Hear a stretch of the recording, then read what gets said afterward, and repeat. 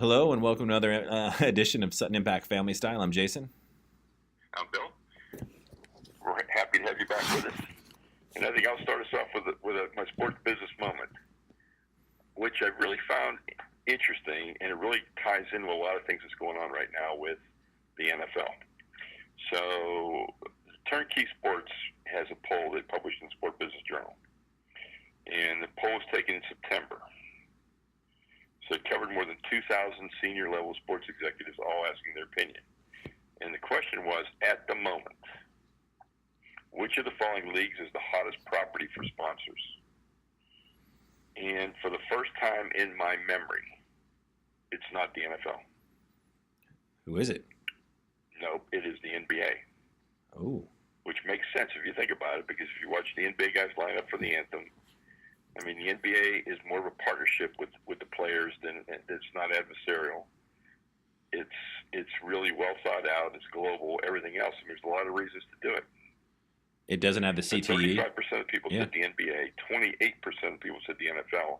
And here's another surprise for you. MLS was third with 11%, followed by baseball at 18. Baseball at 10, NASCAR at 6, the NHL at 4. And the PGA Tour at 1. Oh. The PGA Tour is taking quite a... The NBA and then... Well, it's not surprised to me, either one, really, because I know the NBA... I just never thought the NBA got its due, but I thought the NBA's more of a solid business. And then the other thing, though, was that was really interesting was you and I both been saying the MLS is coming up, and it's going to threaten baseball and hockey and everything else. And according to the people that make the business decisions... it's there. Yeah. Well, the NBA is a true global game, where the NFL is definitely not a global game. Right. It never will be. I mean, the NBA is poised to be the global game. Right. And the NFL, after soccer. And the NBA is not staring down CTE, as in the future in the violence of their sport. Like, they don't have to worry about that. So it's another big advantage they have going forward. And people know who the players are. Yeah. And they've done a lot to market themselves this year. Oh, yeah. And I think that, you've got, you still got your LeBrons, and then you got up-and-comers like, Joel Embiid, who's just fantastic on Twitter. And it seems like the NBA guys really understand branding themselves really well as well. More so than I think some of the NFL guys do. Or they embrace it a little bit more at the very least. They see them each like their own brand. Which is cool to see. That's kind of vicious. So that's my business moment, and I think it's really interesting to see how this is all going to turn out. Again, you and I talked offline. I asked you if you'd seen any of the Jerry Jones, Papa John's commercial, because that's been a real controversial topic.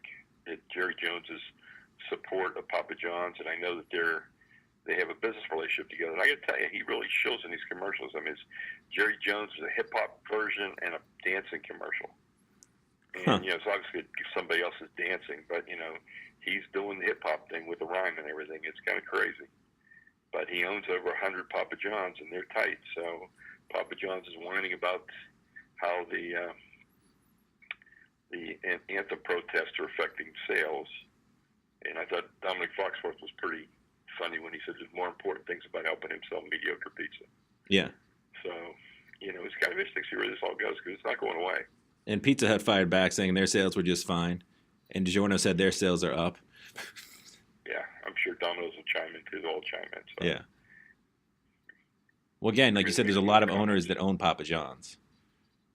It's not just Peyton Manning that owns all the Papa John's.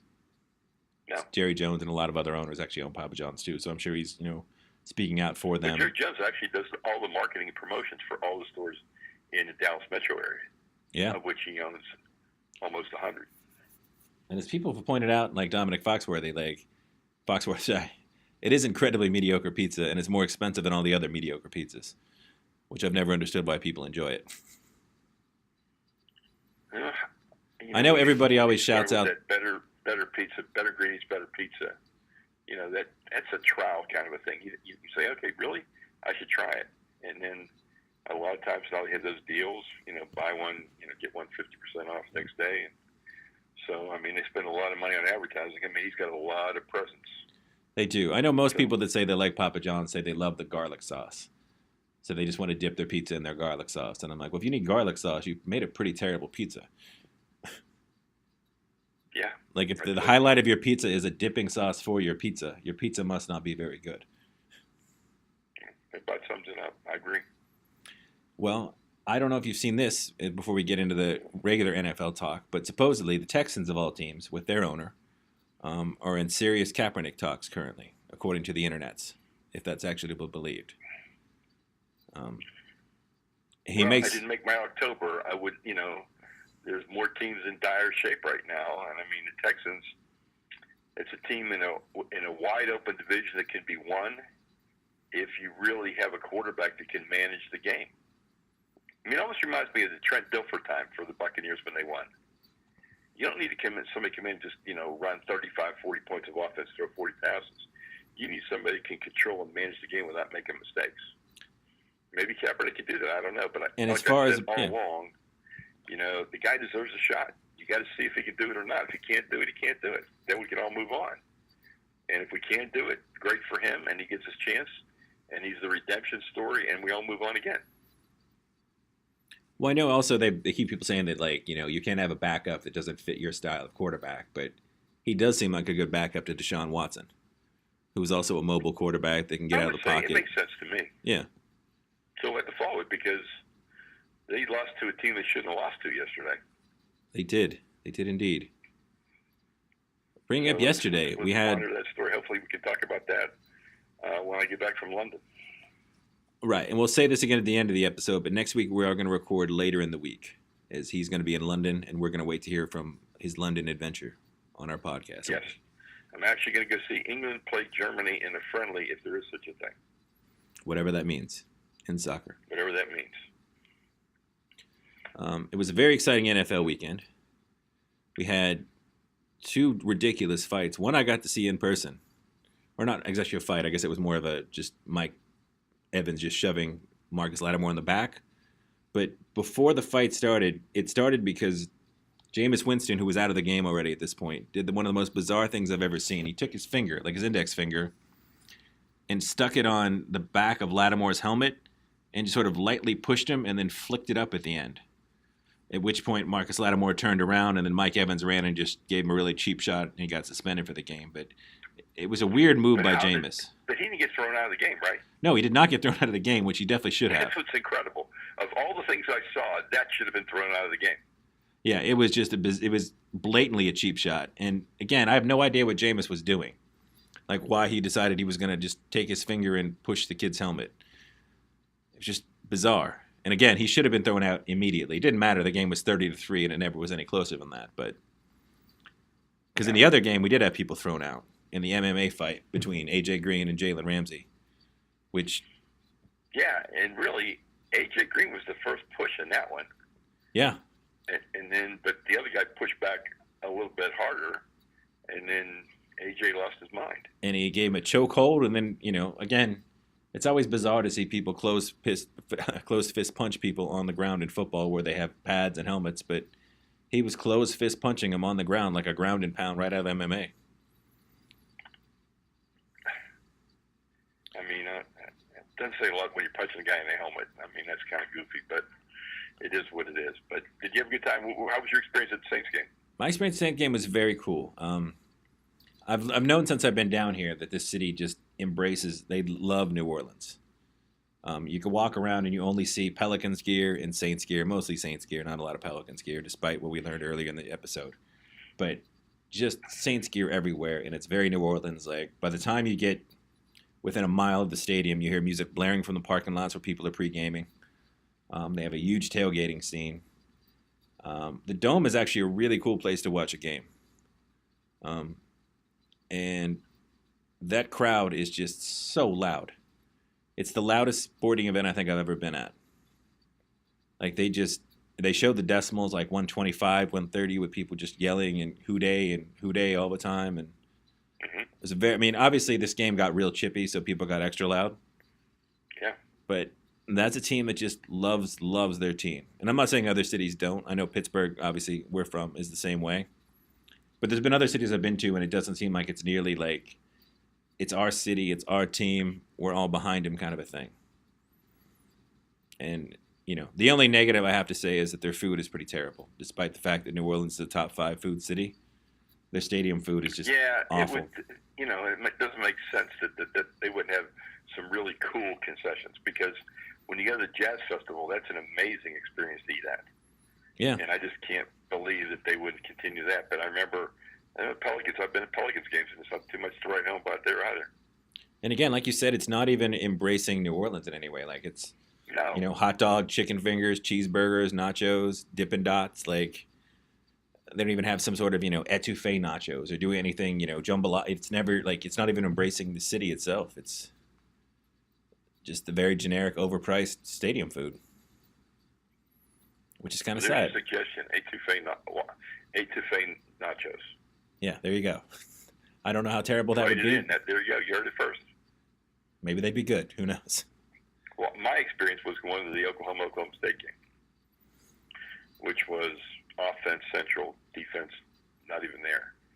But Oklahoma State got 2 touchdowns called back in the first 3 minutes, and I was pretty livid about it. And then last night when I came home, put it on the TV here that I had taped it, I have to say that I think both calls were the right calls, even though I didn't want to admit that. Wow. And I also went on Twitter and admitted that I thought Baker Mayfield deserves the Heisman Trophy because he was ridiculous. So I had a great time, enjoyed everything, didn't like the ending, but it is what it is. When somebody tweeted to me, if one team's won 89 games and one team's won 18 games, how can you consider it a rivalry? And I think at this point, you know what, Jason, I might have to say, yep, you're right. Wow. 89 to 18 is not too balanced. No, it is not. Then this morning when I gave my YMCA bookie my $50 for losing my bet, that I closed my chapter on the Bedlam series. I see. But all in all, a great time. Oklahoma State puts on a great show. The entertainment, the food, everything's phenomenal. The whole town gets so into the game. It's really a lot of fun to go. Nice. But, and it was almost 100 points of offense in that game. So that was pretty incredible.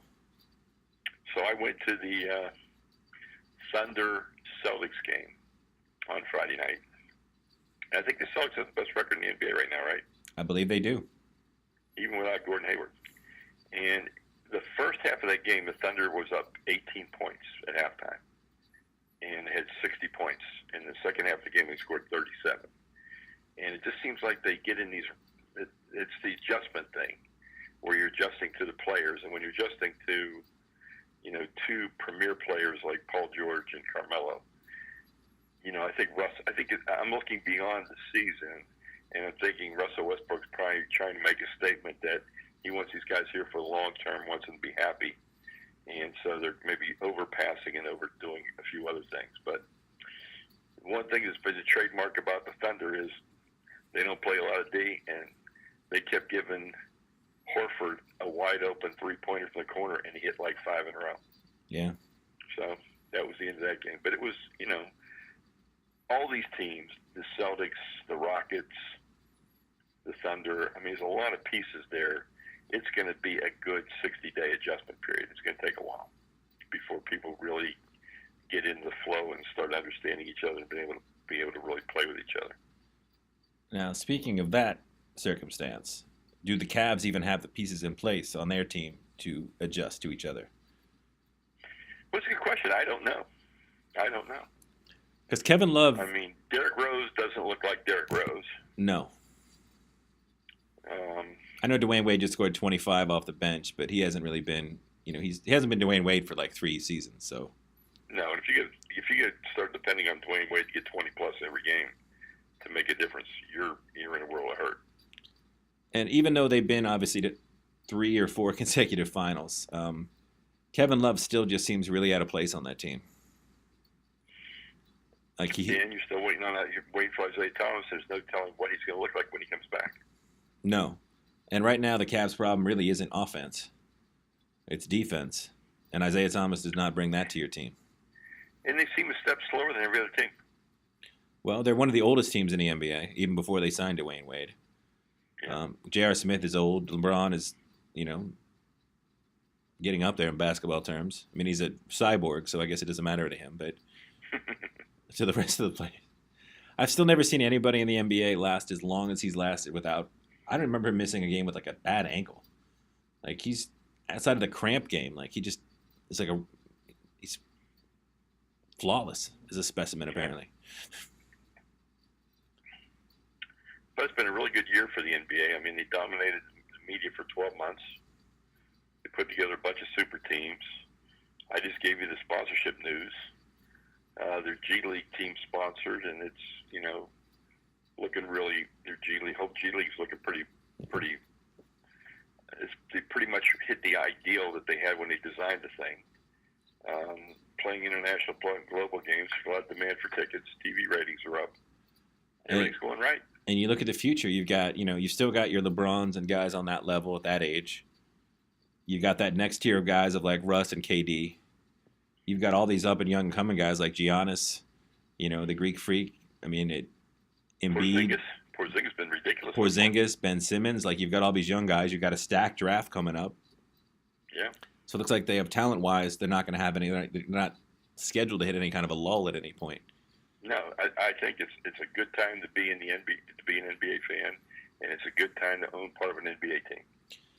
Because before we get to talk on our NFL talk, you think about the NFL right now. Like, there's a dearth of quarterbacks in the NFL right now, and none of the people seem all that excited about any of the guys coming out in this year's draft. And quarterback, I'm going to go on record right now and say I think there's going to be at least 5 quarterbacks picked in the first 40 picks, at least. At least, huh? And you think? I mean, you got to roll the dice. I mean, if you don't have it, you got to take a shot. I mean, because it's the most important position on the field, the way things are right now, and you got to have somebody who can play. I mean, Mason Rudolph, Baker Mayfield, both those guys look like they can step right in and play. Unless you're the Browns, because your baseball analyst guys don't like. Unless you're the Browns. Let's talk about the Browns. Do we have to? So you passed on Carson Wentz. They passed on Jared Goff. On Deshaun Watson.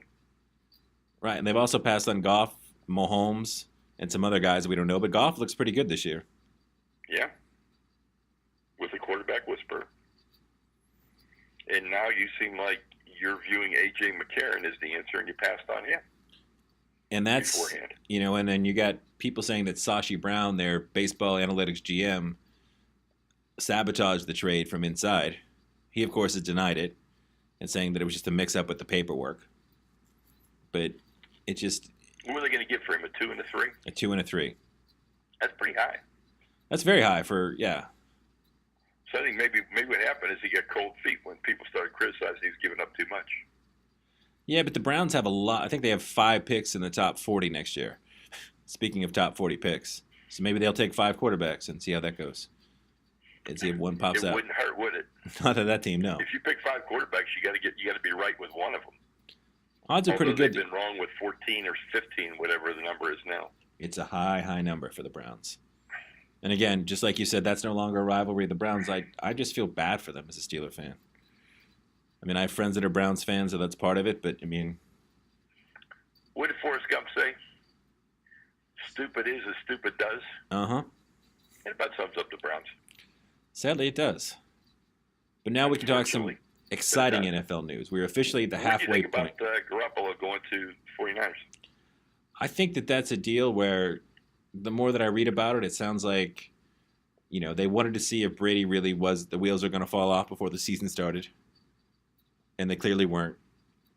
And from everything it sounds like, it's just, Jimmy's been a really good guy for the entire time as the backup. And they weren't going to be able to re-sign him. They weren't going to re-sign him. And he's, apparently Belichick likes Kyle Shanahan. He traded him out of the division, out of the conference. And,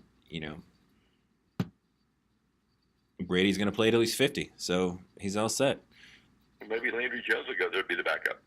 Well, they just signed Brian Hoyer. They got Hoyer in that deal, kind of. Of course they did. Yeah. And apparently it's okay to say we'd rather have you cut them. Play a lot. What's that? So Brian Hoyer's made a lot of money for not having to play a lot. Yeah, he has. But good for him, Yeah, for sure. And we're officially at the halfway point of the NFL after tonight's Monday night game between the Lions and the Packers. Yes, we are. And it looks like things are starting to shake out, and we've got some pretty large surprises on this tier. Yes, we both missed big time, along with everybody else, along with the rest of the United States, on Jacksonville and the Rams. Without a doubt. Those were the two biggest surprises. I mean, they have just been – the Rams, I mean, they put up 55 points the other week, this week. Yeah. And again, they just I guess a coach makes that big of a difference. And that team looks really fast, too, when you watch the plays. They look fast. They buy into that system. Like, Jared Goff looks like a first-round pick all of a sudden. Yeah. And again, I mean, I guess people were quick to judge. Like, last year was his first year in the NFL. He was under a different... But I tell you what, he's come back well, and the coach is making a difference in the system he can play in. So let's see. But Jason, he's obviously going to be, if he can do that with Jared Goff for 1 year, that offensive coordinator, or quarterback coach, whoever's working a miracle, is going to be high in demand next year. Without a doubt. I mean, along with Jared Goff, they've also replaced their entire starting wide receiver core. You brought in Robert Woods, Cooper Kupp, and Sammy Watkins. You brought in a new tight end. Todd Gurley looks like he's running the ball like he cares again, which is nice to see. And, you know, he has some weapons to throw to, and obviously a coordinator that knows what he's doing. And if you just conversely look where he came from, you know. Well, since this is the midway point in the season, let's go pick our playoff teams again. Let's reshuffle the deck. Reshuffle the deck.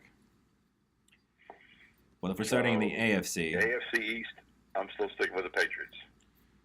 And the Patriots with the Bills as a wild card, because the Bills are just a really solid football team. That's another young coach that's a really good coach up in Buffalo. Like, you look, they've traded away, you know, Darius and Sammy Watkins and some of these high-profile names, and they keep winning. Yeah, it surprised me. I mean, Sammy Watkins looks good as a Ram. They traded him away. Donovan Darius, what was Darius's the lineman? Yeah, I mean, all pro. I mean, they owed him a lot of money, and getting him into Jacksonville probably doesn't hurt them that much. But I mean, a system and a culture in Buffalo they've been talking about since this guy got there, and it looks like people are buying in. Tyrod Taylor looks. I've always liked Tyrod Taylor. I feel like he's very underrated. Like, people are always trying to replace him. Yep. But like me. There's not a lot of people out in the. I mean, there's not a lot of quarterbacks we discussed earlier. So, you know, who are you going to go get? It's better than Tyrod Taylor. With Buffalo as your wild card. AFC North, we're both staked with the Steelers. No surprise there. No surprise there. And I don't think anybody. There is how bad the rest of the division is. It almost looks like the AFC East division.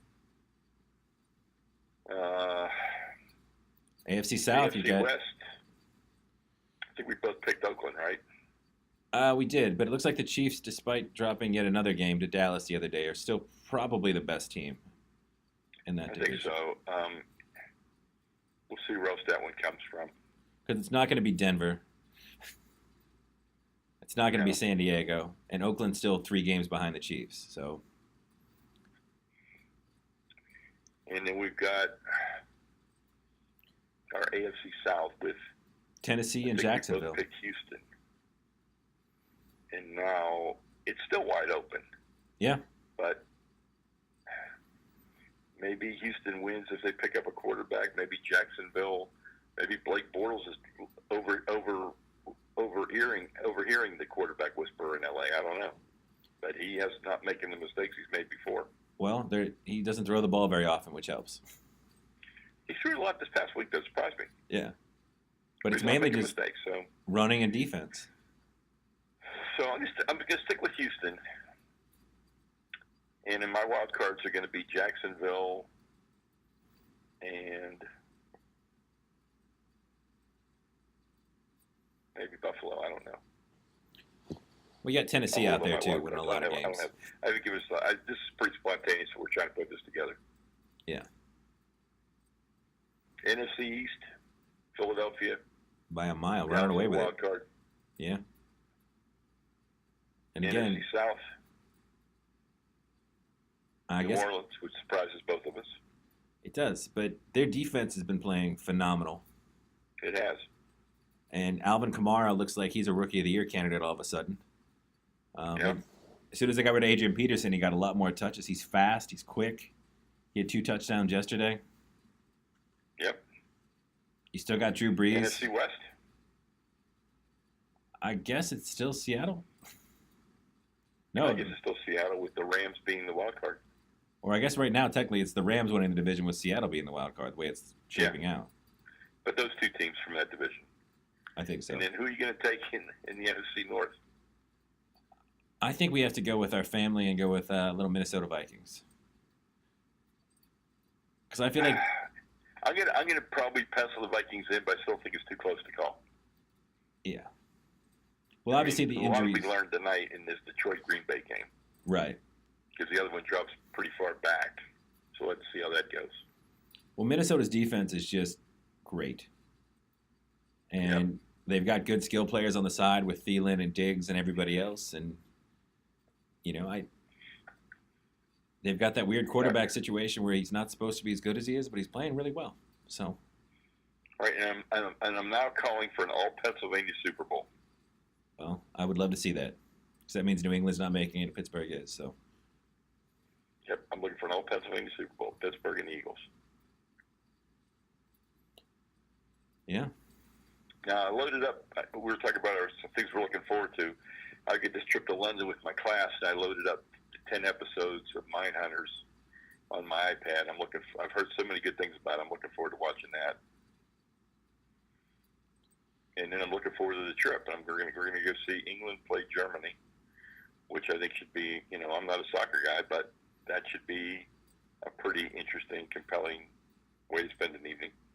I think so. I would say right now I'm looking forward to another Netflix show. I'm looking forward to Alias Grace. Are you familiar with that one? No, let me give a rundown on it. All right, it looks like it takes place late 1800s, and there is a maid accused of chopping up her family that she works for. This sounds like a Jason show. Yeah, and then it becomes a situation of then they send her to get all sorts of psychological help to figure out what actually happened, because they can't prove what happens, and then you try to figure out through her what actually happened.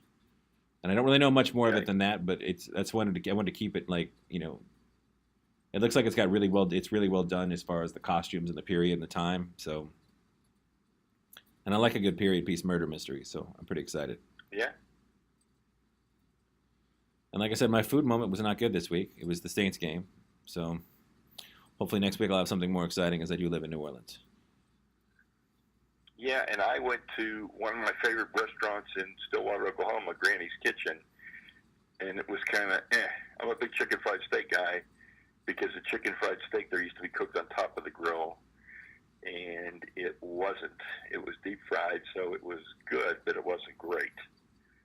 And then with the highway pizza, which I always enjoy, but I didn't have, when I go on a trip, I always have one outstanding meal, and I did not have one outstanding meal. Yeah. Probably the best meal I had was at the football game, the club level. They had they had smoked turkey, and they had barbecued pork, and it's Oklahoma meat, so it's really good. I enjoyed that, but I didn't have what I'd call an outstanding meal. Yeah, it's a bummer. My one outstanding meal was I had breakfast at Cake again, and I did try the cinnamon roll this time. And? It was delicious. So do you still have a cupcake? I did. I had a sweet potato cupcake the next day that I got from them.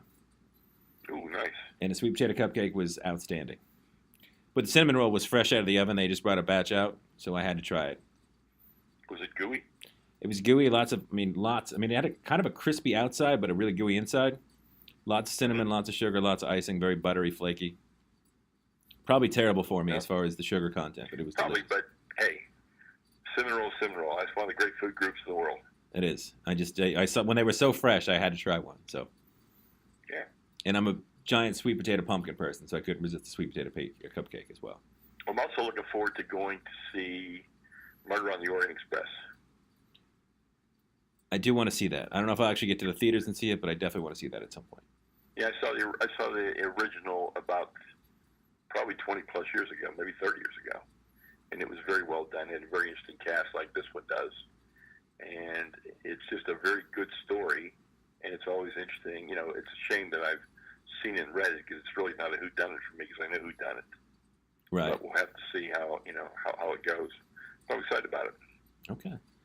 And then a quick reminder for next week. We are going to be recording later than usual. So don't look for us on Sunday or Monday. Look for us more Wednesday, Thursday. Yeah, I get back from England on the night of the 16th, pretty late. So it looks like we'll do the show either the 17th or the 18th. Okay. Which will throw us off for, and then we'll maybe do one midweek before Thanksgiving. Right. Yeah, with the holidays coming up, we really appreciate your constant support and everything else. We'll get out as many shows as we can, but we may have a few, with the holidays. And if you're looking for something to get us for the holidays, more paid subscribers on Patreon would be a great gift. It would be. And more ratings on iTunes as well. Yes. And I think that's about going to wrap up. Welcome your suggestions. Just reach out to us on Twitter or another social media and give us your suggestions for the show. But I'll talk to you when I get back from jolly old England. All right. So until next week or next weekish, we are out.